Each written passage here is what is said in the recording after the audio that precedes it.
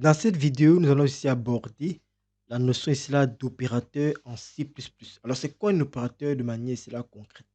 Alors, lorsqu'on parle ici là d'opérateurs, en fait, ce sont des symboles ici là qui permettent de manipuler ici là des variables. C'est-à-dire quoi?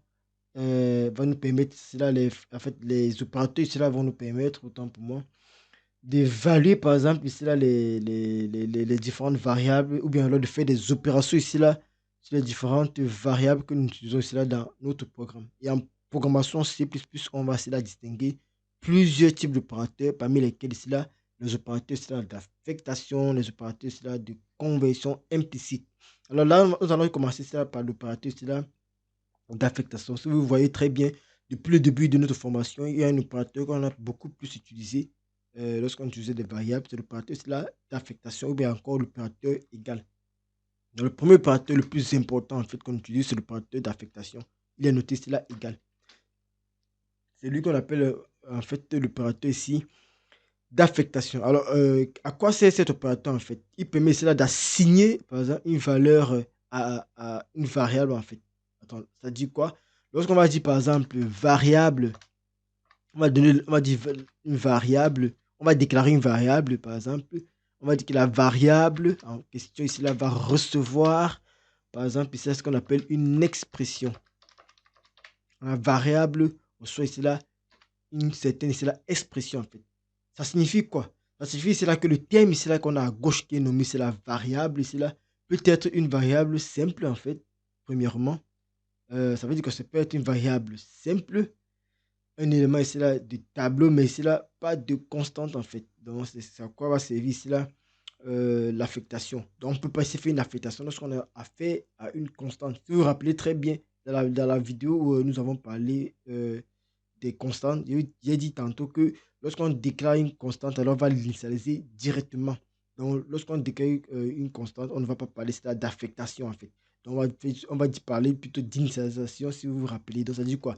Lorsqu'on faisait les constantes, ici, on va directement faire la const, par exemple, âge va recevoir 10 directement. Là, on a fait juste ici là, une déclaration et initialisation. Alors, lorsqu'on parle d'opérateur d'affectation, c'est-à-dire quoi? Par exemple, on va ici là définir, par exemple, une variable int qui va recevoir, par exemple, le nom, par exemple, d'une personne. On a déclaré on a déclaré, par exemple, la variable string autant pour moi, pour dire le nom, qui reçoit, par exemple, le nom d'une personne, qui est le nom d'une personne. Et après, on va dire le nom. Lorsqu'on va dire le nom, on reçoit par exemple l'expression ici, la Kamel Djoulako. Là, on va dire là que ici, là, on a fait ce qu'on appelle une affectation. On a signé la chaîne de caractères Kamel Djoulako ici à la variable nommée ici là nom. C'est ça qu'on appelle ici là une affectation. L'instruction 15, l'instruction se trouve ici à la ligne 15. Est-ce qu'on appelle ça une instruction ici là d'affectation? On affecte la valeur ici là une Kamel Djoulako à la variable non.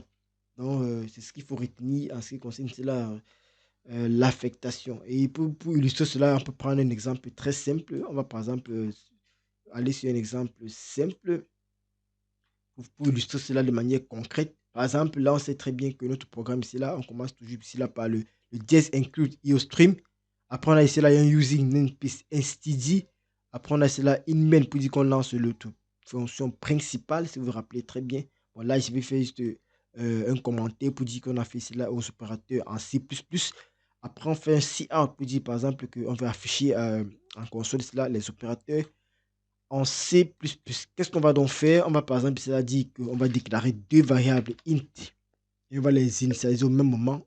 On va faire une i, j et on va les initialiser directement avec la valeur par exemple 2. On prend par exemple la valeur 2.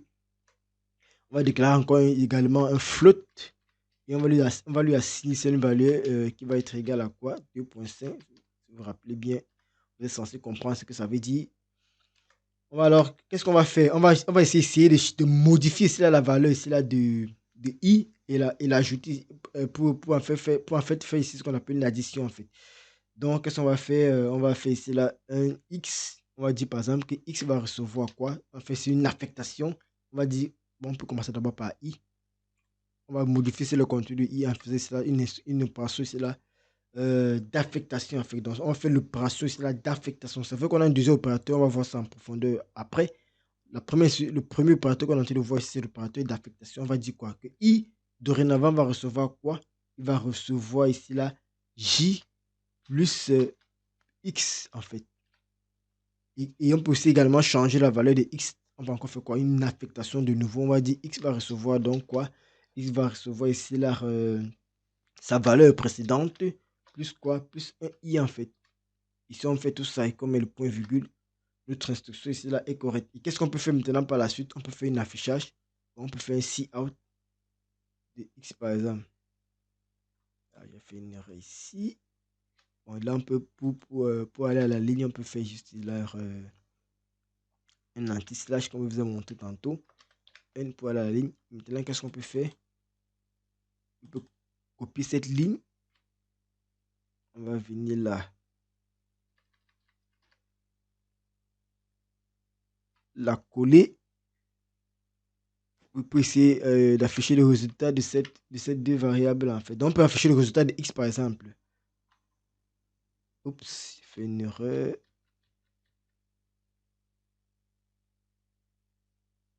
Donc, je vais copier. Désolé. Je vais coller là. Il va afficher juste la valeur de X. On va voir un peu ce que ça donne à l'écran. Vous voyez, dans mon code actuellement, il y a quoi? J'ai deux ici là, instructions ici là d'affectation. La première, c'est ici où on fait une affectation ici là de I. Il dit tantôt que la variable de gauche va recevoir ici là ce qui est à droite en fait. Donc, ça, c'est l'opérateur d'affectation égal l'opérateur d'affectation. Alors, si j'enregistre, que je compile et j'exécute, vous voyez très bien ici là qu'on va afficher à l'écran les différentes valeurs ici là escomptées. C'est-à-dire que le code va afficher ici là quoi? X regarde ici là à 6,5 si on calcule bien. Vous voyez très bien le résultat, c'est 6,5 en fait. Donc ça montre très bien ici là qu'on a fait ce qu'on appelle ici là une affectation. Alors le code affiche 6,5. Et si vous vous rappelez bien, regardez, vous allez constater quelque chose. On a déclaré quoi? On a déclaré ici là X comme étant ici là un float et, et, I, I et J comme étant un entier en fait. Alors on a en train de faire quoi? À la ligne I, à la ligne par exemple, à la ligne 14, quoi, l'instruction de la ligne 14, X reçoit X plus I. On a ici la I qui est un entier et X qui est un float. Si vous vous rappelez bien, on a dit que in, c'est le type entier et float, c'est le type réel. On fait une addition ici là d'un entier avec un réel. Forcément, on aurait ici là ce qu'on appelle ici là un réel, puisque le réel domine sur l'entier en fait. Alors, si on voulait essayer plutôt obtenir un entier, lorsqu'on fait l'addition d'un entier et d'un réel, on devait faire ce qu'on appelle ici là le casting en fait. Donc, on devait faire ici là que I par exemple, ici là reçoit par exemple, si on veut forcer par exemple ici là que I, puisque I était un entier, on veut forcer que I, le résultat de J plus I, soit toujours un entier. On va faire un cast par exemple. On fait juste un cast ici par exemple. On va faire un cast puisque X c'est c'est un double, on va juste faire là. On va préciser le type qu'on veut, int. Et entre parenthèses, on va mettre là la valeur qu'on veut. Ici, vous voyez très bien, on va essayer d'afficher i pour voir le résultat. Donc, ça, c'est ce qu'on appelle ici un casting en fait. Donc, on est en train de convertir ici. On veut ici là que le résultat ici là de j plus x soit plutôt de type entier que d'être ici là de type réel en fait. Donc, si j'enregistre et je ferme ce dernier, je compile. Vous voyez très bien, c'est là que le type retenu sera maintenant le type entier. Puisque là, on a fait un casting, vous voyez, ça revient 4. Or, normalement, ça devait revenir, c'est là quoi? Ça devait venir, c'est là 4,5. Or, on a fait cela un casting. Donc, on a dit que bon, on force ici là que le type de retour ici là, de l'addition ici là de J, puisqu'il soit ici là de type entier. On fait, c'est ce qu'on appelle un casting en fait. Alors, on a ici là plusieurs autres opérateurs. Vous verrez très bien que depuis, on utilise ici là d'autres opérateurs parce qu'on a ici là plusieurs types d'opérateurs. C'est très simple, c'est pas compliqué. On a par exemple l'opérateur, c'est là, les opérateurs standards que on connaît tous, qu'on a fait, c'est là ce on fréquentait peut-être au primaire. Par exemple, on a l'opérateur, c'est là, les opérateurs unaires, c'est-à-dire quoi? L'opérateur moins, qui est un opérateur unaire. On a cela les opérateurs binaires. On a par exemple plus, par exemple plus qui va permettre de faire l'addition. Ça, c'est les opérateurs en fait. J'ai dit tantôt que les opérateurs On a vu tantôt au début que les opérateurs devaient permettre de faire quoi? De faire interagir là, les différentes variables en fait, les différentes expressions. Donc, on a l'opérateur plus qui va nous permettre de faire l'addition. Lorsqu'on va vouloir faire l'addition de deux variables, par exemple, comme on l'a fait tout à l'heure, on va utiliser le plus, l'opérateur plus. Par exemple, on va faire peut-être si on a une variable A, et quand on veut faire l'addition à une variable B, on va juste faire A plus B. Si on a une variable, par exemple, A et B, et quand on veut faire la soustraction, alors on va utiliser l'opérateur moins, ou dire l'opérateur, c'est là de soustraction. Alors, notre opérateur, c'est quoi? C'est l'opérateur ici, là, de multiplication. Si on veut faire la multiplication, si ici, on voulait plutôt faire la multiplication de IJ, on devait juste faire là, I étoile J. Pour dire qu'on est en train de faire cela, la multiplication. On pourrait également faire cela, la division. Par exemple, on devait faire là, utiliser ça, l'opérateur plutôt, je vais dire quoi, l'opérateur slash en fait. Donc, si on veut faire la division de I et J, on fait I divisé par J. Et notez bien que lorsqu'on va faire la division, en retour, on aurait là ce qu'on appelle, en fonction du type de retour, on aurait là une valeur précise. Par exemple, si on fait cela, I reçoit I divisé par J, là, vous voyez très bien, c'est là qu'on est en train de diviser ici un entier par un nombre réel. Donc, forcément, est-ce qu'on aura un nombre réel? Il faut pouvoir savoir si, bon, si on veut ici là le résultat en nombre entier, on fait ce qu'on appelle le casting, comme on a fait tout à l'heure en fait. Alors, on a aussi un autre opérateur qui sert le plus souvent, c'est l'opérateur modulo. Par exemple, si je veux retenir le reste de la division entière entre deux nombres, par exemple. Là, par exemple, je vais dire j'ai I, j'ai J. Bon, on va déclarer ça sur 2 en 2. Je vais dire par exemple A, je vais dire B. Alors, si je veux avoir le résultat, par exemple, de la division entière, enfin, je vais avoir le reste en fait, de la division entre, je vais dire par la 9, A et B sont 9. Alors, si je veux le reste de la division de A par I, par exemple, donc je vais déclarer là, par exemple, bon, je vais juste faire une affichage, vous allez voir très bien ce que ça va donner. Donc, je veux le reste de la division entière entre 9 et 2. Lorsque je divise 9 divisé par 2, en fait, on aura peut-être on aura 4 fois et on aura un reste. Et pour retenir ce reste-là, qu'est-ce qu'on fait? On utilise ici l'opérateur modulo, en fait. Donc, si tu utilises et on le nomme modulo, on va faire juste la modulo. Donc, ça, c'est cet opérateur-ci qui permet de faire le modulo. Donc, si fait juste R modulo en fait I, il va dire c'est la question que vous voulez avoir ici là le reste de la division de A par I. Et ce modulo là serait toujours de type entier. Le reste en fait sera un entier en fait. Alors s'il enregistre et que je m'en vais la fermer, ce que je vais et compiler, oui très bien, c'est là qu'on aurait, oh il y a un problème là, il n'est pas effacé. Enregistre et compile. Vous voyez très bien, on aura ici là le reste qui sera quoi? Ce que vous pouvez voir. Bah, j'aime pas noter. Bon, on peut mettre ça dans une variable d'abord. On va mettre là. Int x, par exemple, va recevoir un modulo si a x. Ensuite, on enregistre ça et quand je vais donner bon, on va donner une valeur directe. A, je vais donner directement 9. OK, enregistre, et recompile. Et on affiche son résultat. Point virgule, désolé, erreur manipulation. Donc si je compile et que j'enregistre, j'ai déjà déclaré X en fait. Désolé. X a été déclaré. On ne peut pas déclarer une variable deux fois. Ça, c'est des erreurs qu'on fait souvent lorsqu'on est en train de travailler. Il faut bien regarder. Bon, comme je suis en train d'expliquer, le fait de regarder encore n'est pas évident. Parce qu'on ne peut pas déclarer une variable deux fois. Vous voyez très bien, on me dit que bon, le reste de ma division entre A et I donne 1. Oui, c'est normal parce qu'on va faire 9 divisé par 2, on aura 4. Et 4 fois 2, 8, il reste 1. Donc c'est assez simple en fait. Et un autre opérateur, on a plusieurs opérateurs. L'autre opérateur qu'on peut utiliser, c'est quoi? L'opérateur de puissance, en fait. Et pour utiliser l'opérateur de puissance, il y a déjà une fonction qui a déjà été écrite. Donc, lorsqu'on veut faire la puissance de deux nombres, en fait, on utilise directement l'opérateur pour. Donc, par exemple, si je veux faire, par exemple, a à la puissance i, il fait juste pour de a qui prend deux paramètres, le nombre qu'on veut faire la puissance et la puissance en question. Donc, la puissance là, c'est i. Là, parce que je veux faire 9 à la puissance 2, c'est-à-dire que je fais a à la puissance i. Donc, lorsque je fais ça, je mets mon point virgule. J'aurai mon résultat de a à la puissance i. Donc, je peux mettre ça, par exemple, int z, par exemple, reçoit ça et je fais un affichage de z. Si j'enregistre et que tout est correct, il n'y a pas fait d'erreur, alors ça va marcher sans problème. Donc, j'enregistre de nouveau, il compile.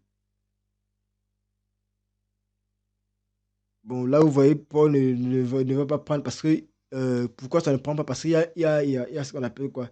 Une directive qu'on doit ici là importer. Vous voyez, Paul, c'est une fonction mathématique en fait. Lorsqu'on fait la puissance, on fait référence aux mathématiques. Et pour que ça puisse donner, qu'est-ce qu'on doit faire? On doit essayer d'importer ce qu'on appelle ici là une directive. La directive CIMAT qui permet ici là de faire d'importer tous les, ici là, les fonctions mathématiques en fait. On a un tas de fonctions en fait. Vous pouvez trouver ici là une documentation ici là bien précise sur Internet parce qu'on ne peut pas faire tout ça ici dans ce type de formation en fait. Donc, pour découvrir cela, vous allez juste en la ligne et si vous avez des difficultés, pour vous donner des liens dans la suite. Donc, on va juste appeler cela notre la directive CIMAT. Une fois que c'est fait, si on recompile notre code, vous voyez très bien ici là que la fonction va s'exécuter ici là. Ah, il y a un problème d'ici là avec vous voyez très bien, c'est là qu'on aura notre résultat, c'est là escompté, c'est là sans problème. Vous voyez, on a fait notre 9 9 à la puissance 2. On a directement là 81. Vous voyez, tout marche très bien, tout marche à merveille.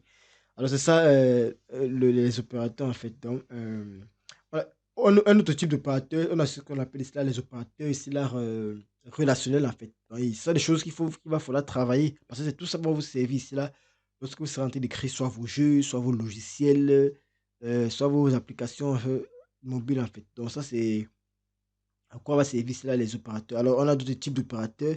Par exemple, on a les opérateurs ici là relationnels, comme je disais tantôt. Et c'est quoi un opérateur relationnel? Voilà, en fait, pour parler des opérateurs relationnels, on fait ici la référence ici aux opérateurs binaires. En fait, les opérateurs binaires ici là vont agir sur deux expressions ici là en retenant un booléen. Si vous vous rappelez très bien, on avait fait ici là un coup sur les booléens, sur les types. Et on avait parlé des booléens. Donc, un opérateur binaire va agir ici là sur quoi? Sur deux expressions. Il va retenir ici là un booléen. C'est à quoi va correspondre ici là les opérateurs relationnels. On aura ici là deux expressions qui vont être ici à tester pour retenir cela si c'est vrai ou bien si c'est faux. Puisqu'on a fait cela au booléen. Alors c'est simple pour vous exprimer cela. Par exemple, on aura par exemple expression. On aura par exemple expression 1. On aura cela l'opérateur. Ouais, je peux entourer ça pour que vous puissiez bien voir. On aura par exemple un opérateur. Après l'opérateur, on aura quoi? On aura la deuxième expression. Donc, lorsqu'on parle de les opérateurs relationnels, ça sera là la syntaxe ici. On aura d'un côté la première expression, de l'autre côté la deuxième expression. Au milieu, on aura l'opérateur, c'est la relationnel en question. En fait, c'est un opérateur, c'est la binaire. Binaire pour dire quoi? Il va tout travailler sur deux opérandes en fait. Donc, c'est un peu ça. Et parmi les opérateurs binaires relationnels, autant pour moi, on a plusieurs. On a le supérieur. On a, on a supérieur, en fait. On a supérieur. On a inférieur. On a supérieur, on a inférieur, on a supérieur ou égal, on a inférieur ou égal. C'est la même chose dont on a inférieur ou égal. On peut mettre que la inférieur. Désolé. On aura inférieur ou égal qui est noté comme ça. On aura supérieur ou égal qui sera noté comme ça. On aura l'égalité. Si on veut tester l'égalité de deux variables, si on veut vérifier si deux valeurs sont différentes, on aura ça l'opérateur, c'est là relationnel différents. Donc, le premier, ça va pouvoir permettre de faire quoi? De tester la supériorité, en fait. Si on veut tester, on peut tester, par exemple, est-ce que A est inférieur à I, par exemple, ou bien est-ce que I est supérieur à A? Ça va nous retourner à chaque fois un booléen. Donc, ça, ce sera pour l'opérateur supérieur, relationnel supérieur. On peut tester, est-ce que A ici, là, est inférieur à I? Dans ce cas, on aura toujours un résultat qui serait soit vrai, soit faux. Alors, on peut aussi tester, est-ce que c'est inférieur ou égal? Est-ce que c'est supérieur ou égal? Est-ce que c'est égal? Si on veut tester, par exemple, est-ce que A est inférieur à B? On va plutôt faire, est-ce que A est-ce que A est égal à I, par exemple? Ça, c'est pour l'égalité. Alors, à ne pas confondre ici l'égalité ici là à l'affectation. Lorsqu'on veut vérifier, lorsqu'on a fait l'affectation, on a dit quoi? L'affectation, c'était un simple égal, en fait, qui permettait de faire quoi? D'assigner une valeur à une variable. Donc, lorsqu'on va dire A égale quoi? B, A égale 5, on est en train de faire ce qu'on appelle cela une affectation. Ça, c'est une affectation. Donc, on va assigner la valeur 5 à la variable A. Donc, on va initialiser la variable 5, par exemple, si c'est le cas, une déclaration initialisation à la variable A. Mais maintenant, l'opérateur relationnel qui permet de tester l'égalité, on double ça le égal. Bon, il y a deux égales. Ça permet de dire que bon, ça permet de tester. Et le résultat ici, là, sera quoi? Un booléen. Si A, par exemple, ici, on a A, c'est 2 et on a I, c'est 2 et A, c'est 9. Donc, forcément, l'égalité, ça va dire quoi? Ça va retourner, c'est là que faux. Ça va dire false. Puisqu'on a dit que ça retourne un booléen, ça va dire que les deux. C'est pas ici. Ça va dire false pour dire quoi? Que A et I ne sont pas égales. Donc, c'est pour tester l'égalité. On met 2 pour faire l'affectation. On met un seul. Et maintenant, pour vérifier si deux sont différents. Donc, si par exemple, on a ici la I qui est 2 et A qui est 9. Alors, si on fait maintenant A, si on vient maintenant dire là que. Si on veut vérifier maintenant si A est égal à I, est-ce que A est égal à I par exemple? A, est-ce que A est différent de I en fait? On a testé l'égalité. Est-ce que A est différent de I? Oui, A est différent de I, donc forcément il va retenir cela trop, puisqu'on a dit que ça retourne ici à chaque fois ici un booléen. Donc c'est ce qu'il faut comprendre en ce qui concerne cela, les opérateurs relationnels. Donc la réponse entre par exemple par exemple entre deux variables, par exemple A et B, si elles sont égaux, les variables, si elles sont égales, en fait, ça va retourner par exemple vrai. Si elles ne sont pas égales, ça va retourner faux. C'est dans le cadre de l'égalité, en fait, comme j'ai expliqué, et c'est très simple. Donc, c'est ce qu'il faut retenir en ce qui concerne les opérateurs stellaires relationnels. Donc, on aura le temps de parler, d'aborder tout cela lorsqu'on sera ici dans des travaux pratiques. Alors, un autre type d'opérateur qu'on peut distinguer, ce sont les opérateurs logiques. Lorsqu'on parle de logique, opérateur logique, on peut dire cela la logique. Est-ce que quelque chose est logique en fait? Et les opérateurs logiques ont trois opérandes le plus souvent en fait.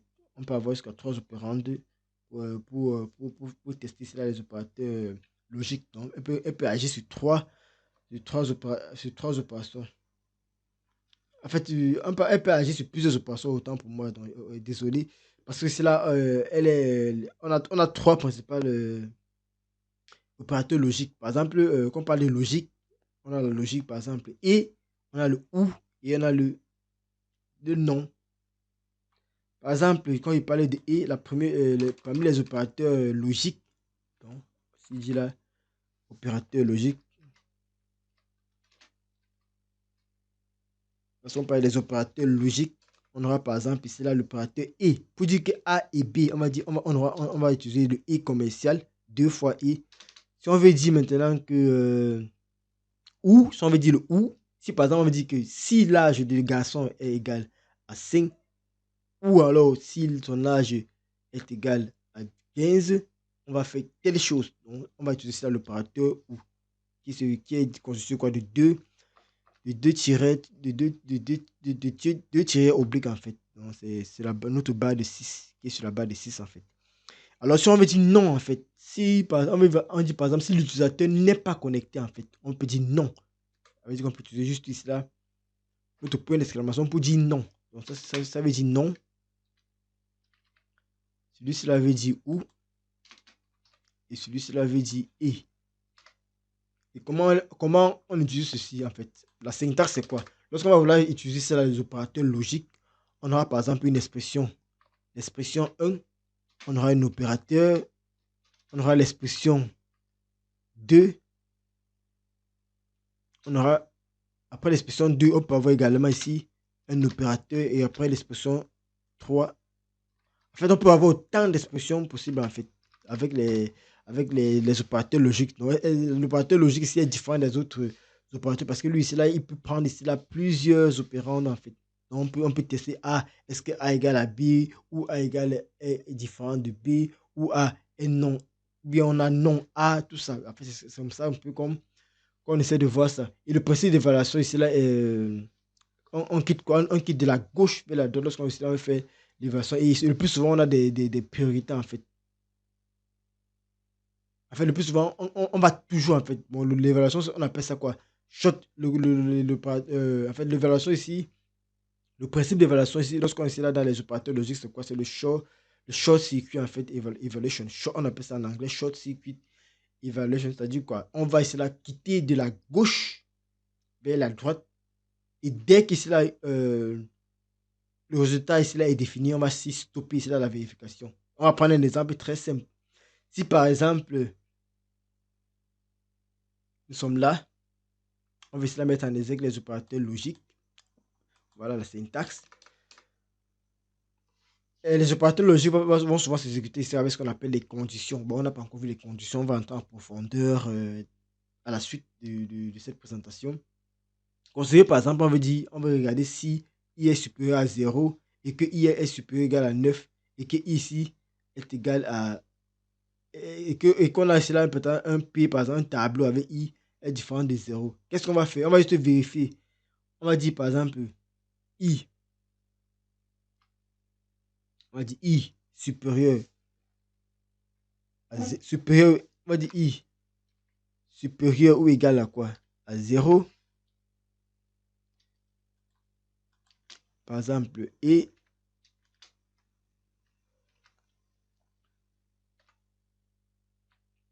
quoi? Et I, on va prendre I inférieur ou égal par exemple à. On va prendre à 9. I inférieur par exemple. Ou égal. On peut prendre égal à 9. Donc là, on va faire on va mettre plusieurs expressions pour essayer de voir un peu comment cela fonctionne. On a la première expression, la deuxième expression. Et la troisième expression, on a toujours un et. On veut tester 3 fois si les 3 sont corrects et on valide. Et on a dit quoi? C'est un short circuit evaluation. Dès qu'on a une instruction, en fait, lorsqu'on a une expression qui ne sera pas correcte, alors forcément on arrête la vérification. Parce que si nous sommes dans le et, si on commence par le et est vrai quand tous les. En fait, quand un est déjà faux, le et n'est plus vrai en fait. Donc si on a dit quoi? Si on a dit A et B et C, alors si on a une seule fois faux, alors ça ne marche pas. Donc, lorsqu'on a ici là l'opérateur logique et l'opérateur logique et ce qu'il faut retenir c'est quoi? C'est vrai lorsque A et B sont vrais. Donc si on va faire un exemple simple, fonction de base ceci. Donc là par exemple on a dit et non par exemple une certaine valeur par exemple, si on a un nom par exemple pi égale 5. Là par exemple c'est une expression qu'on veut évaluer en fait. On évalue les expressions, ce qu'il faut retenir. Si on veut évaluer cette expression-ci, on a dit quoi? Si i est supérieur ou égal à 0 et que i est inférieur ou égal à 9, c'est-à-dire qu'on est là dans un intervalle, par exemple l'intervalle 0,9 ouvert à 0, ouvert à 9. Si on a les deux conditions-ci, alors on va d'abord vérifier, est-ce que cette condition est vérifiée? Si elle est vérifiée, on vérifie la deuxième. Est-ce que cette condition est vérifiée? Alors si une condition déjà n'est pas vérifiée, alors on ne peut pas aller à la seconde parce qu'on a fait ici là d'un et. Donc si ici c'est déjà faux, si à la fin ici on a faux et qu'ici là on a vrai, alors forcément on ne peut plus avancer parce qu'on a dit c'est un code short circuit evaluation parce que dès qu'une condition est fausse, parce qu'on a fait ici là aux conditions et, alors forcément l'expression va être évaluée fausse. Donc ce qu'il faut retenir, c'est d'aller chercher ici là comment est-ce que les opérateurs logiques fonctionnent, l'opérateur logique et fonctionne comment, l'opérateur ou fonctionne comment. Je vous ai donné un indice, c'est-à-dire quoi? Avec l'opération et, si on a A par exemple qui est vrai, et on a B qui est vrai, alors A et B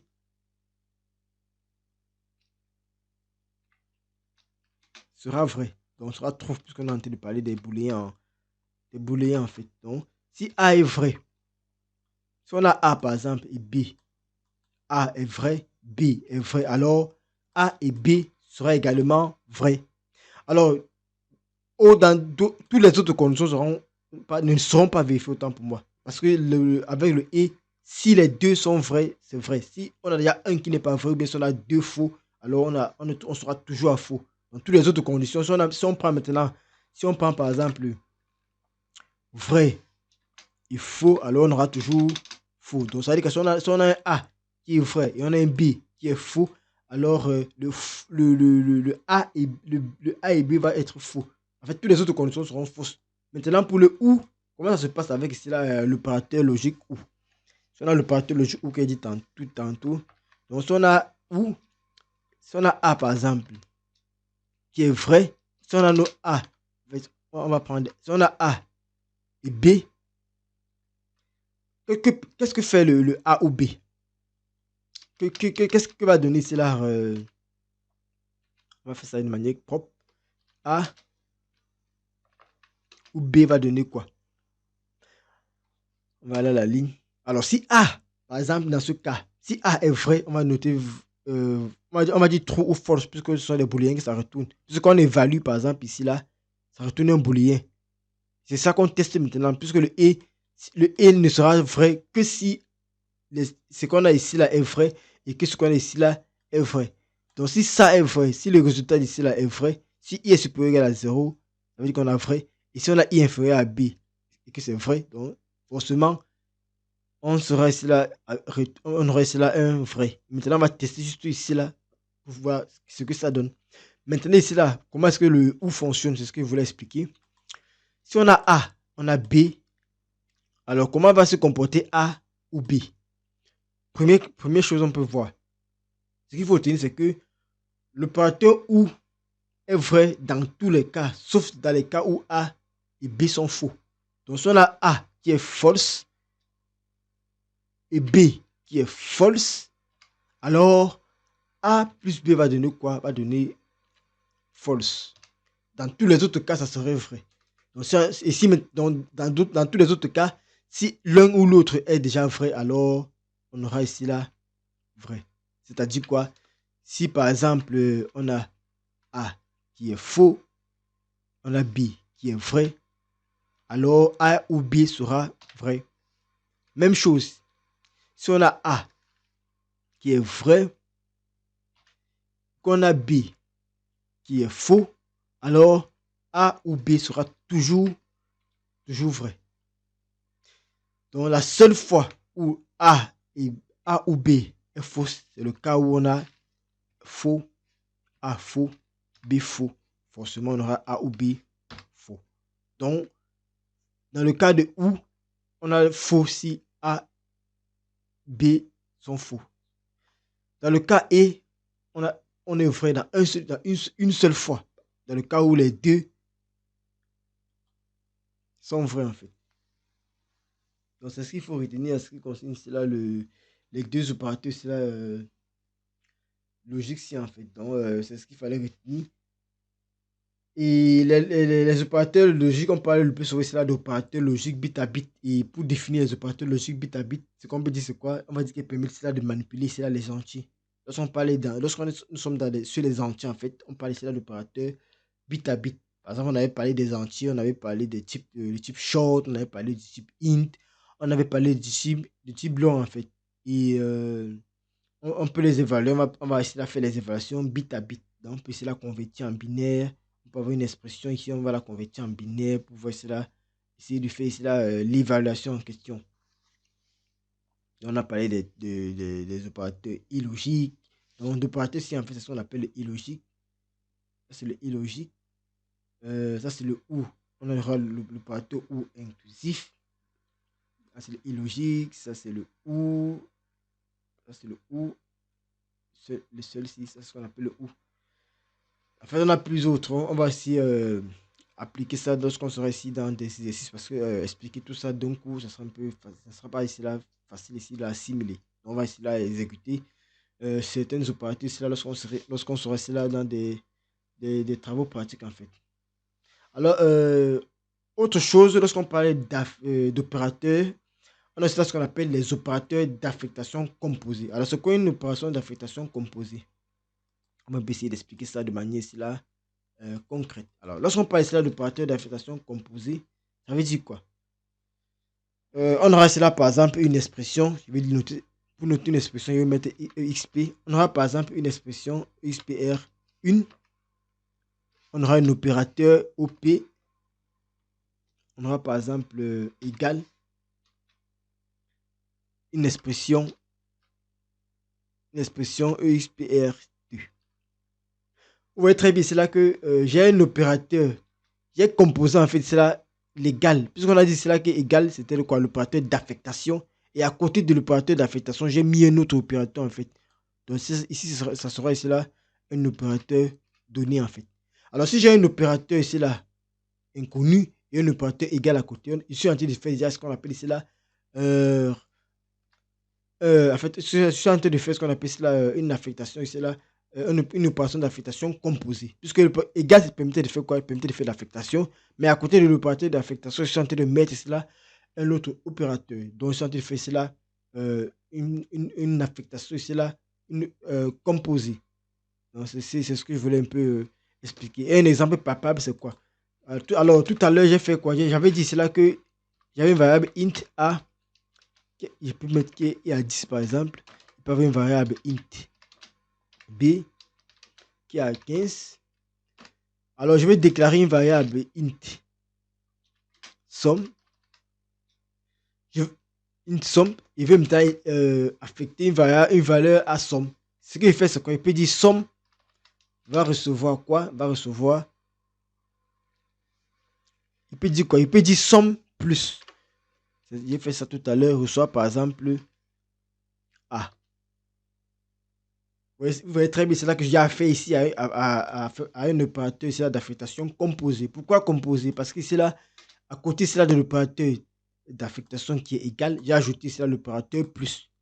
Et lorsqu'il dit quoi? Somme reçoit somme plus A, il veut tout simplement dire ici là que somme, c'est tout simplement pour dire quoi? Que somme reçoit son ancienne somme plus A. C'est quoi? C'est ce à quoi c'est ici là cette instruction en fait. On a essayé un peu essayé de raccourcir ceci en fait. Donc, que de mettre somme reçoit somme plus A, on met directement somme plus reçoit A. C'est la même chose avec tous les autres opérateurs arithmétiques en fait qu'on a vu. Par exemple, on aura plus égal, on aura moins égal. Ça fonctionne de la même manière en fait. Donc, si dit A moins égal par exemple, ça veut dire qu'on est en train de prendre somme et je soustrais ici là A. On aura la même chose ici là pour étoile égale. Donc, s'il met là égale, étoile égale, c'est pour dire quoi? Que la somme va recevoir la somme fois A. Même chose ici là pour la division. Donc, il peut mettre ici là égale, division égale. Même chose pour le modulo qu'on a vu tout à l'heure, modulo égal. Même chose pour quoi? Même chose pour tout, même chose pour le et. Alors, tout à l'heure, j'ai pas trop insisté sur le et, mais je vais un peu essayer de vous expliquer ça. Puisque ce sont les types d'opérateurs également, on aura le et, on aura l'opérateur et. Je vais d'abord noter et vous expliquer à quoi c'est l'opérateur et. On aura et égal. On peut avoir encore le chapeau. Si on a le chapeau, par exemple, égal, qu'est-ce que ça signifie? Là, mais notez qu'on est toujours ici là dans les opérateurs d'affectation, c'est là composé, puisqu'on a toujours le égal à côté en fait. Si on a le chapeau égal et qu'on a ça le chapeau et qu'on a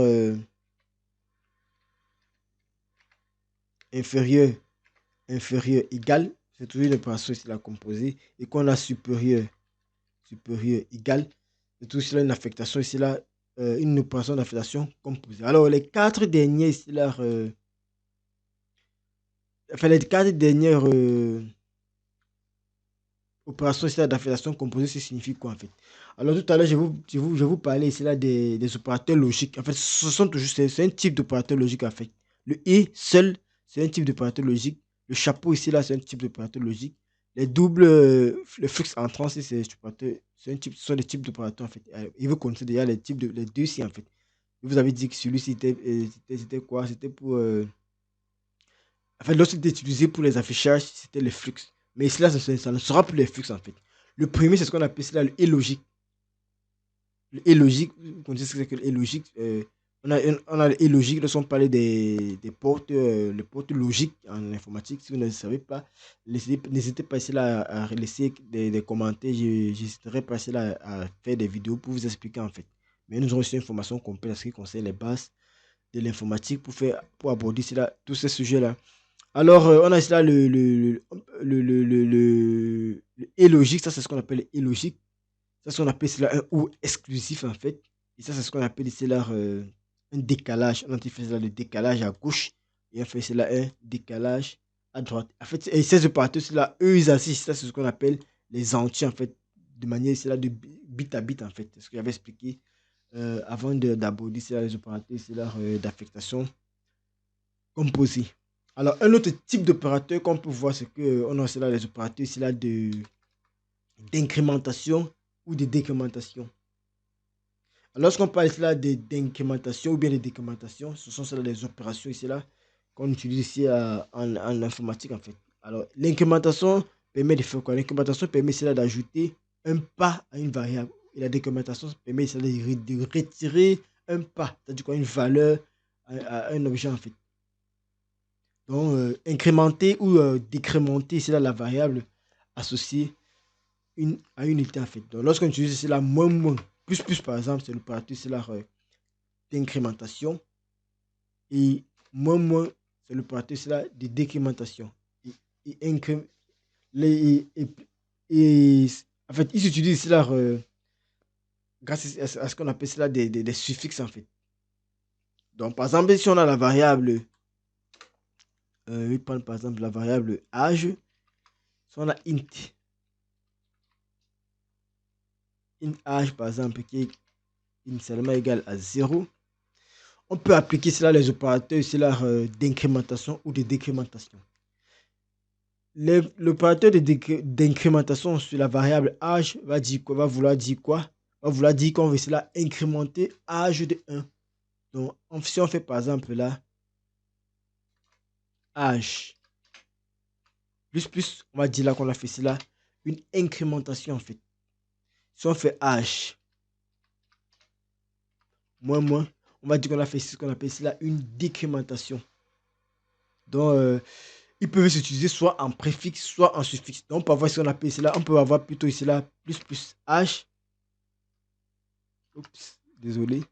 Et on peut avoir également moins H. Donc, ils s'utilisent ici là, soit en préfixe et soit en suffixe. Et chacun ici là a une signification en fait.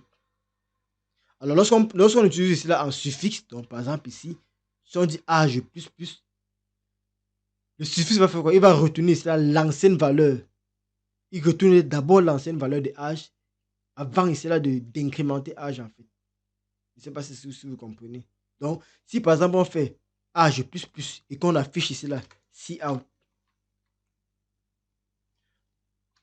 désolé, ça on affiche Cout. Si on fait l'affichage de Cout de H, alors quelle sera sa valeur selon ce que j'ai expliqué? Là, j'ai déclaré mon âge par exemple à 10. Je sais qu'il existe deux types d'opérateurs. L'opérateur, c'est la d'incrémentation et de décrémentation. On a l'opérateur d'incrémentation et on a l'opérateur de décrémentation. Alors, si on fait âge plus, cela voudrait dire ici là qu'on a utilisé âge ici là en, en post-incrémentation en fait. C'est-à-dire quoi? Il va d'abord retourner âge avant ici là de l'incrémentant en fait. Donc, ça veut dire quoi? Si on veut afficher après ça, après l'instruction, en fait, l'instruction va dire quoi? Il va dire que âge est toujours à 0 en fait. C'est ce qui va finir d'afficher âge en fait. qui va retourner âge incrémenté. La même chose pour la décrémentation. En fait, c'est la même chose pour un préfixe, en fait. Pour la décrémentation, autant pour moi. Mais maintenant, en préfixe, qu'est-ce qui se passe? Lorsqu'on dit cela maintenant, plus âge, moins âge. Un exemple palpable. Si par exemple, pour vous faire comprendre au mieux, il dit âge plus. Je peux mettre ça dans une variable. Int, mon âge.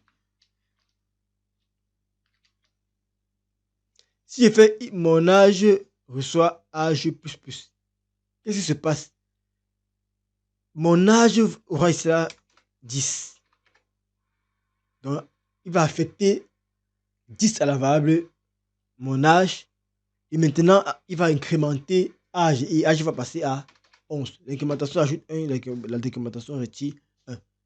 C'est un peu ce qui se passe en fait. Donc, lorsqu'on va faire ça, il ne va pas essayer de modifier directement âge. Il va d'abord affecter la valeur de âge à mon âge avant d'incrémenter âge. Donc, ici là, on aura mon âge, ici là, qui sera ici là à 10. Et maintenant, âge sur la fiche, lui sera 11 parce qu'il a d'abord fait l'affectation avant ici là de faire l'incrémentation en fait. C'est la même chose ici là pour la décrémentation. C'est le même principe en fait. Et maintenant, en préfixe, on appelle ça ici la pré-incrémentation. Et là, c'est ce qu'on appelle post-incrémentation. C'est-à-dire quoi? Il est incrémenté après. Oh, la pré-incrémentation, c'est quoi? Si je viens maintenant ici là plutôt faire ça. S'il fait plutôt moins 1, c'est-à-dire quoi? Il va m'affecter. Il va d'abord ici là faire la décrémentation avant ici là d'affecter à mon âge. C'est-à-dire quoi? Il va sortir cela avec mon âge qui est égal ici là à 9. Parce qu'il affecte d'abord, il fait d'abord la décrémentation ici avant d'affecter. On dit cela qu'il retourne d'abord ici là. Il retourne directement la nouvelle valeur. Ce qui est différent de la première, de la poste qui lui d'abord retournait avant de faire l'incrémentation en fait. Donc c'est très simple, c'est un peu comme ça que ça fonctionne l'incrémentation et la décrémentation. Alors si vous n'avez pas bien compris, on va essayer d'entrer en profondeur lorsqu'on sera ici là dans des exercices en fait. Donc c'est ce qui concerne ici là l'opérateur ici là d'incrémentation et de décrémentation en fait. Alors on a plusieurs aussi autres types d'opérateurs. On a aussi là par exemple l'opérateur virgule. Alors si vous vous rappelez bien, lorsqu'on déclarait nos variables, on a utilisé ici un opérateur. L'opérateur virgule. Tout comme plus, c'est un opérateur. Tout comme moins, c'est un opérateur. Tout comme diviser, tout comme fois. En fait, tout ça ce sont des opérateurs en fait. Donc virgule est également un opérateur. Et où est-ce qu'on a utilisé opérateur tout à l'heure? Vous voyez très bien, lorsqu'on déclarait des variables, on avait dit A. On a par exemple déclaré la int A, virgule B. Et soit 5. C'est un opérateur, le virgule, c'est un opérateur qu'on a utilisé pour faire une séparation entre deux variables données et on a initialisé la même valeur en fait. Donc l'opérateur virgule s'exécute en fait de gauche à droite en fait. Donc par exemple, lorsqu'on dit que int A, virgule B, l'exécution se fait cela de la gauche vers la droite. Et maintenant, la dernière, c'est la expression va compter cela pour l'évaluation en fait. Donc pour évaluer par exemple, je vais prendre un cas simple. Si on a par exemple un A qui reçoit quoi? Qui reçoit, on va mettre une parenthèse B égale 3, virgule B plus 2. Là, c'est par exemple un exemple d'utilisation ici là un deuxième exemple d'utilisation ici là de l'opérateur virgule. Alors qu'est-ce qu'on aura en retour? Il dit c'est là qu'on a une évaluation ici là de la gauche vers la droite et la dernière expression ici là va compter ici là pour l'évaluation en fait. Donc si on veut évaluer A reçoit B égale à 2 et B plus 2, on aura ici là par exemple en sortie A qui va valoir quoi? Qui va valoir 5. Pourquoi? Parce qu'on a dit B c'est 3 et on a B plus 2. Et on a dit que c'est la dernière évaluation qui compte ici là pour l'assignation ici là de la virgule en fait. Donc vous voyez, on aura ici là en retour 3 plus 2 qui égale à 5. Et que va valoir B? B c'est la dernière valeur également. B va valoir ici là 3. Puisqu'il n'a pas été modifié après. Donc c'est ça à quoi c'est ici là l'opérateur virgule. C'est un autre type d'opérateur. On a aussi ce qu'on appelle les opérateurs ternaires en fait. Et il faut retenir très bien ça, l'opérateur ternaire. Par exemple, lorsqu'on va vouloir faire certaines conditions, par exemple, si on veut tester si x est supérieur à 0, on va faire quelque chose et en dehors de ça, on va faire aussi autre chose. Par exemple, je vais tester si par exemple, l'âge de mon abonné, par exemple, si je veux tester l'âge de l'abonné, si l'âge de mon abonné est inférieur à 18 ans, par exemple, je vais dire, bon, tu seras banni. Sinon, alors, qu'est-ce que je vais faire? Sinon, par exemple, je peux l'ajouter des étoiles ou bien je peux signer sa page.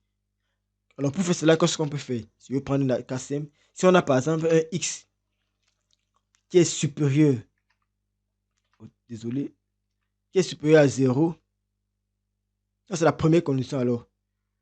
Si dans donc si je vais prendre ça avec mon exemple palpable là. C'est-à-dire quoi? Si j'ai l'âge qui est inférieur à 18, alors qu'est-ce que je fais? Je peux dire que si son âge est inférieur à 18, alors faire telle chose. Alors faire quoi? Alors étoile. Ça peut être un ensemble d'instructions que je vais définir en fait. Tu peux dire quoi? Ajouter étoile par exemple. Ajouter étoile peut signifier quoi? Peut signifier que je donne ici là une valeur en fait. Par exemple, je lui donne une valeur A. Il donne la valeur A. Lui donne la valeur A. Sinon, c'est le 2 points en fait. C'est ça le parti, c'est la ternaire. 2 points. 2 points peut décrémenter par exemple une valeur X. Et c'est terminé. J'ai fait ce qu'on appelle un ternaire en fait. Donc j'ai créé une condition en une seule ligne en fait. En utilisant cela, le point d'interrogation et les 2 points. Donc il fait âge. Si son âge est inférieur à 18, alors qu'est-ce que je fais? Je lui donne la valeur A. Sinon, je donne la valeur moins X. Ça, c'est là l'opérateur. Alors, une autre méthode pour l'utiliser, qu'est-ce qu'il fait? Il peut dire par exemple que M, par exemple, reçoit quoi? Le plus souvent, il est conseillé d'utiliser cela les parenthèses pour faciliter cela l'évaluation en fait. Il dit par exemple si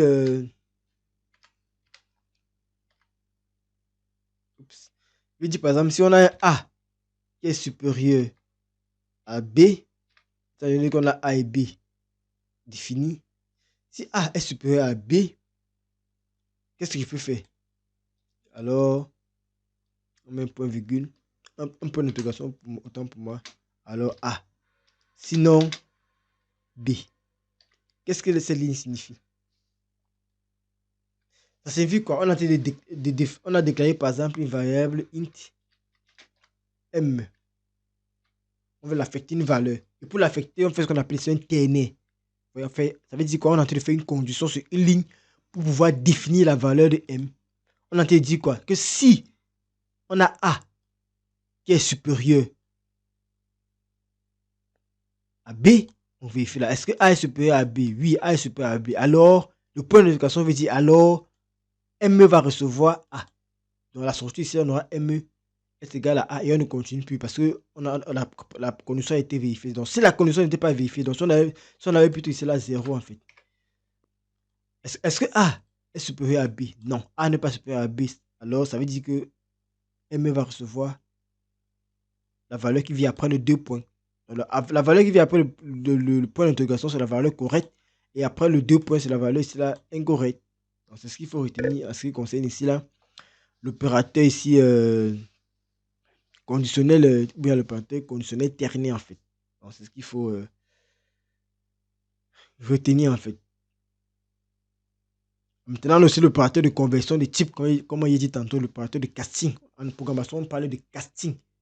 Ou alors d'opérateur ici là, de conversion de type. Il faut retenir cela en fait. Parce que lorsque vous allez travailler parfois, il sera question ici là de souvent ici là modifier, de pouvoir changer le type, de faire un casting en fait, un cast pour pouvoir modifier le type d'un résultat en fait. Lorsque vous allez parfois faire la division, vous aurez un problème ici là au niveau des types en fait. Il va falloir faire un cast. Et un exemple palpable, c'est de faire quoi? Par exemple, on a une variable int. On a par exemple une variable in comme j'ai fait tout à l'heure, qui est égale à 3. Et on a par exemple une valeur j qui est égale à 2. Alors, qu'est-ce qu'on va faire?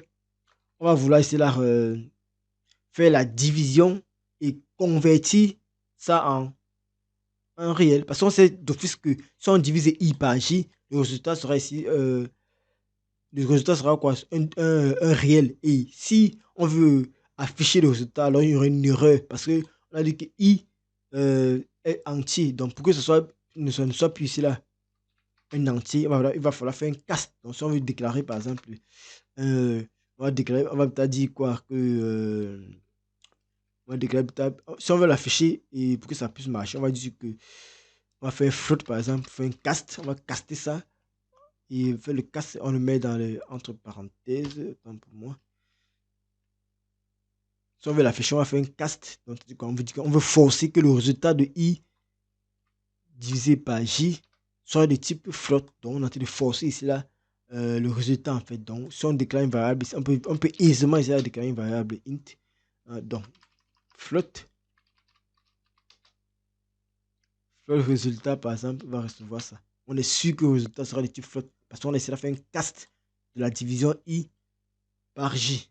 Alors c'est assez simple et c'est pas compliqué quoi. Et maintenant, avec les opérateurs, le plus souvent, il y a un ensemble de trucs qu'il faut toujours regarder. C'est ce qu'on appelle cela des règles de priorité en fait. Donc, il y a toujours la priorité lorsqu'on travaille avec les opérateurs. On a un tas d'autres opérateurs, mais on va les voir dans la suite. Par exemple, les opérateurs de résolution de portée, le 2.2. Si vous vous rappelez très bien, lorsque j'ai parlé ici là dans les premières vidéos, on avait parlé de STG 2.2. Le nom de ce qu'on veut appeler en fait. Par exemple, on veut l'appeler cout, on est obligé de faire le STG cout. Parce qu'on fait référence ici là au namespace STG dans lequel se trouve ici là cet opérateur cout en fait. Donc, il peut faire la résolution de portée pour qu'il puisse partir chercher cela dans STG out. Alors, il a fallu, c'est là qu'on met SCD. On a utilisé l'opérateur de résolution de portée, en fait. Donc, c'est ce qu'il faut comprendre. Donc, c'est lui, il est le plus prioritaire, en fait. Parmi tous les opérateurs, c'est le plus prioritaire, en fait. Après lui, il vient quoi? Après lui, vient les parenthèses, ce sont les opérateurs. La parenthèse, c'est également un opérateur. Après les parenthèses, il y a les accolades. Les accolades, ce sont les opérateurs. On va les utiliser plus en profondeur dans la suite. On a l'opérateur fléché. On va voir à quoi il sert.